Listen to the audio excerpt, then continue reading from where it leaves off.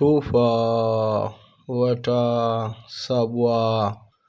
Asirin 'yan sandan jihar Bauchi ya tonu bayan sun yi ma wani ɗan gwagwarmaya dukan tsiya, inda suka karya hannayensa gaba ɗaya, sannan kuma suka karya ƙafashi ɗaya. Shi dai wannan ɗan gwagwarmaya duk mai bibiyan kafafen sada zumunta lallai zai iya saninsa, wanda ake kiransa da CP on top, wanda ko da wane lokaci yana ƙoƙarin ya fito ya bayyana gaskiya. Duk da dai ya san cewar lallai gaskiya abu ne mai ɗaci, wanda kuma gaba ɗaya shugabannin ƙasar nan duk wanda ya yi ƙoƙarin ya fito ya gaya musu gaskiya, za ka ga Allah Allah suke su yaƙe shi. To amma kuma shi CP on top ya nuna ba gudu ba ja da baya, inda yake so lallai ko kai waye sai ya gaya ma gaskiya, tunda ya riga ya ɗauki alƙawari. Sai dai waɗannan 'yan sanda in sun ga za su iya kashe shi su kashe shi, tunda an sha kama CP on top ba sau ɗaya ba ba sau biyu ba, inda wani lokaci za a iya tsare shi a hannun DSS ya ɗauki kamar wata 3, daga baya kuma lauyoyinsa su karɓo belinsa, wani lokaci kuma za a kai shi gidan yari a tsare shi shekara da shekaru, amma kuma daga baya a bada belinsa. To sai dai wannan karan lallai ya ci rashin sa'a, inda rundunar 'yan sandan jihar Bauchi ya ce sun cafke shi bayan an kulle shi kwanan shi 2 a sel, inda ya ce an ƙi ba shi dama ya yi sallah a matsayinsa na musulmi, inda ya ce shi kuma lallai ba zai iya ci gaba da zama a cikin sel ba tare da an yi sallah ba, inda ya ce lallai dokar ƙasa ba ta hana wani mutum ya yi sallah ba ko ibadarsa a cikin sel, inda ya ce shi fa dole sai wannan ibada. Kuma 'yan sandan jihar Bauchi sun nuna cewa lallai su ba za su yarda yi wannan ibada ba, wanda dai a takaice rikici ya barke tsakanin shi da wayannan 'yan sanda, ganin cewar yanzu shi kadai ne a wannan guri, bai da wani dan uwa nashi wanda zai kawo mashi agaji, inda 'yan sandan nan suka dauko manyan itatuwa suka fara dukansa. Irin dukan da suka yi masa lalle ko barawo babu inda aka ce a doka a mishi irin wannan dukan, balantana wannan bawan Allah ba wani mai bin sa bashi, sannan kuma bai ci mutuncin kowa ba, gaskiya ce kuma yake fitowa yana faɗa, wanda an san duk irin gaskiyar da wannan bawan Allah zai fito ya faɗa lalle ba zai kai manya-manyan malaman ƙasar nan ba, wanda kuma ko da wani lokaci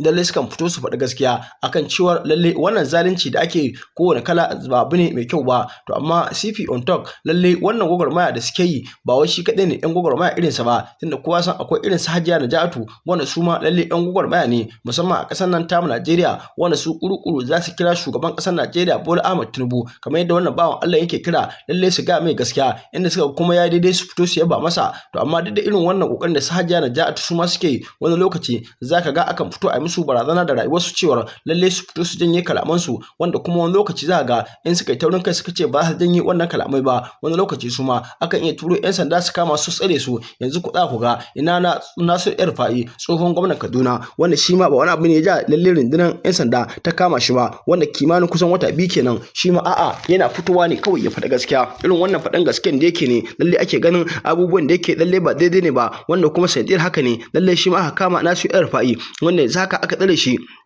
Duk da dai kwanan nan lalle an so a bada belin shi, to amma wannan belin bai yi ba, kuma an tsare shi tun kafin watan azumi, wanda aka ce yanzu lalle za a ci gaba da sauraron shari'arsa kafin a samu a bada belin sa. Abin da zai baka haushi shi dai wannan dan gwagwarmaya, mutanen da dama sun sha fitowa suna ba shara cewa lalle ya hakura da wannan gwagwarmaya, in ko ba haka ba wayannan azaliman shugabanni lalle za su iya sanadin rayuwarsa. Domin idan ba ku manta ba a shekarun baya akwai wani dan gwagwarmaya wanda ake kira da Dadiyata, wanda kuma sanadiyar irin wannan gwagwarmaya da yake ko da wani lokaci yana fitowa yana gaya ma shugabanni gaskiya, sanadiyar haka shi ma Dadiyata aka kama shi, wanda yanzu kusan shekaru 7 kenan an rasa inda aka kai shi, wanda kuma duk inda ofishin 'yan sanda yake a ƙasar nan babu inda ba a leƙa ba, duk wani gidan yari an leƙa domin a tabbatar ko yana nan, duk wani asibiti duka an je domin dai a tabbatar ko za a same shi. Amma kuma wannan bawan Allah har yanzu sama da ƙasa an neme shi an rasa, kuma ana tunanin lalle irin wannan azzaluman shugabanni lalle su ne suka kama shi, wanda kuma a lokacin da aka kama shi lalle an ce an zo ne a mota irin ta jami'an tsaro, sannan kuma wanda suka kama shi gaba ɗaya sun rufe fuskokinsu saboda lalle an riga an shirya ma a kashe wannan bawan Allah. To shi yanzu wannan bawan Allah shi ma abin da ake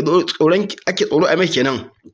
saboda tun ana kama shi yana kubutowa to wata rana karke za a yi zuwa a mishi rishin mutunci kamar yadda aka yi wancan shi ma in an nemi an kama shi a karke za a yi jin shiru to amma kuma shi ya fito ya rantse da Allah ya ce lalle ba gudu ba ja da ba in dai yana da rai sai ya fito ya bar gaskiya sai dai duk abin da zai faru da shi lalle ya riga ya dauka domin dai ya san cewa ko da an kashe shi a kasar nan ta Najeriya to ba shi kadai ne aka taba kashewa ba domin yayi humsa da cewa manyan malaman addini irin Sheikh Jafar Muhammad Adam irin su Sheikh Albani Zaria ya ce wayannan malaman addini ne wanda kuma kowa san su lalle ba su da wani abu wanda ya wuce su fito su yi wa'azi sai ga mutane gaskiya amma sanadiyar haka wannan malaman addini yanzu gaba ɗaya an halaka su inda ce kuma duk da an kashe wannan malaman addini har yanzu wannan faɗan gaskiya da suke lalle ba su daina fitowa suna faɗan gaskiya ba to lalle Allah ya taimake mu samu irin wayannan mutane masu kwazo ko masu kokari domin in dai ana samu irin wannan in Allah ya so da za a kasar nan ta samu dama sannan kuma su abubuwa da dama za a kyara su domin da dama sauran mutane kin gaskiya da suke yi da koko da jin tsoron kasu fito su faɗa gaskiya a kama su a musu irin wannan rashin mutuncin da dama shi yasa suka shiru suka kyale kuma shi yasa kake ganin kullum abubuwa suna ƙara lalace a arewacin Najeriya to amma idan ana samun irin wannan bawan Allah mai kwazo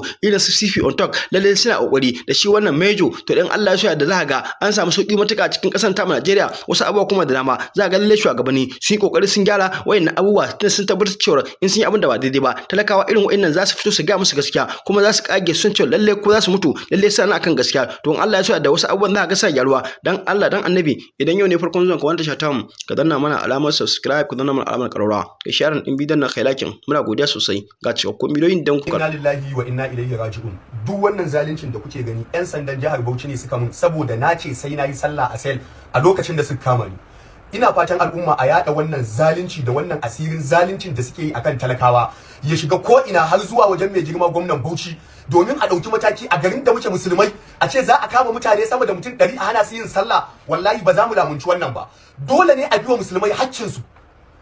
'Yan sanda sun kama ni ne a lokacin da ake zaluntar mutane lokacin da 'yan sanda suke patrol da 'yan barota bayan lokacin da suka kama ni sun mun jina-jina sun saci wayana sannan kuma sun sace mun kuɗaɗe na da hulana da takalmi na bayan mutanen gari suka tari suka ce ba su yadda ba dole aka bani wayana 'yan sanda suka kai ni wajen ajiya suka ajiye ni da asuba yayi na gaya musu cewa ina da buƙatar na yi sallah suka ce mun ba zan yi sallah ba ai ban fi sauran mutane ba na ce musu ba wani dokan da ya gwada ko ba wani dokan da ya ba ma dan sanda dama ya hana musulmi ko wani mai wani addini yin bauta a cikin sel suka ce to baran yi ba nace wannan zalunci ne kuma babu wanda ya isa ya hana mu addini saboda wannan fada da addini ne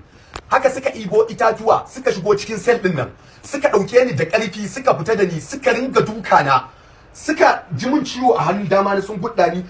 a hannun hagu sannan sun gudda ni a kafa na sannan ko ta ina sun ji mun ciwo a jikina yanzu ku kalli wannan wayan da nake nuna muku a jikina yake amma zunzurutun duka da kace ku duba yadda wayan yayi pieces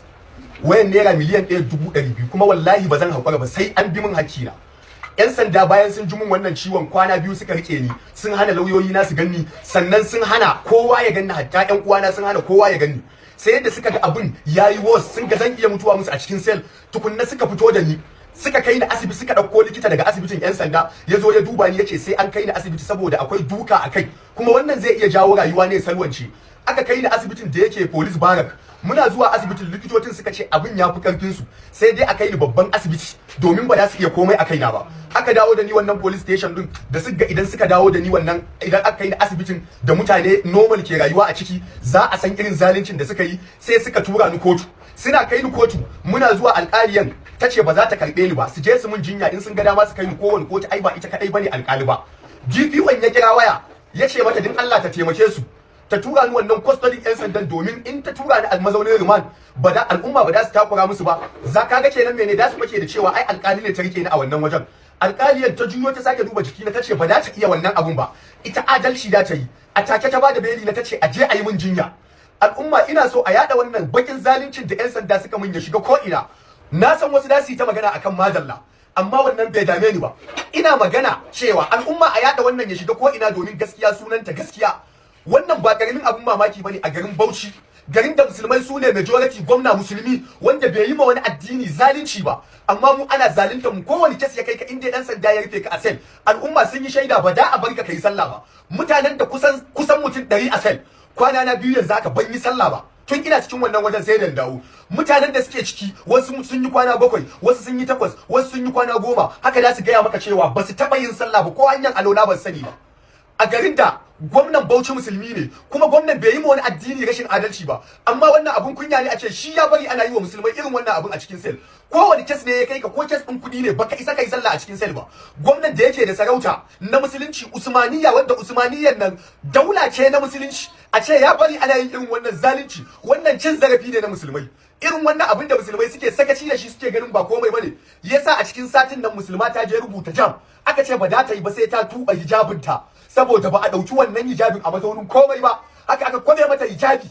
sai da ta kwabe hijabi. Wannan wani irin cin zarafi ne, kuma wannan abun al'umma ku sani ya faru ne saboda na ce ban yadda da zaluncin da ake yi a irin patrol din da 'yan sanda suke yi da kuma 'yan wata suke yi. Na tsaya ne na ce ba shi ne dokan da aka ba su yi amfani da shi ba. Tun lokacin da suka kama ni kansu kai sun mun jina-jina da asusuba da na zo batun sallah, lokacin ne suka mun wannan karyayyakin da ke jikina. Sannan kuma da safe da aka zo daukan sunana, shi ma wasu suka ebo itacuwa suka buge ni, wanda kowanne 'yan sandan da basu buge ni a wannan wajen ba mutane ɗaya ne. 'Yan sandan da suka buge da safe suna zuwa abin da suka fara faɗa, ina yaron yake, ku fito da shi, dama haushinsa muke ji. Daga baya wani yana zuwa ya ce ya ji haushi da bayi nan aka yi dukan nan, ai dama ya tsani wannan yaron. 'Yan sandan da suka buge da asuba daban, wanda suka buge da daddare daban, waɗanda suka buge ni lokacin da aka zo ɗaukan suna daban. Haka dai kwana biyu a cikin wannan mummunan hali. Sannan ina neman a nema min hakkina. Wannan zalunci ne kuma cin zarafin musulunci ne. Wannan kaɗan ne daga abin da suka mun. Dole ne a ɗauki mataki tun daga kan commissioner of police da CGP wanda yake kula da kuma su 'yan sandan da suke wannan zalunci, domin mutanen jihar Bauchi sun tabbatar wannan ba ma komai bane akan zaluncin da ake yi. Kuma ku sani, ko da ku kashe ni wallahi ba zan daina yaki da zalunci ba. Yanzu haka maganar da ake yi, asibitin 'yan sanda sun ce ba za su karbe ni bane saboda irin ciwon da suka ji min akai, ba za su iya ba kar su karbe ni na mutu a wajen su, ban san wani irin duka suka min akai ba. Kuma wannan wajen da suka min zaluncin, wannan wajen ne wannan GPO Baba Al wanda aka kashe shi a Kano saboda zaluncin da yake yi, ai ya taba zama a wannan wajen da ake tuhuman shi da kashe mutane biyu da irin wannan dukan da aka min, wanda yasa 'yan sanda suka yi rufa aka daga shi a wajen, har wata rana transfer ya kai shi Kano aka kashe shi a cikin garin Kano. Wannan shi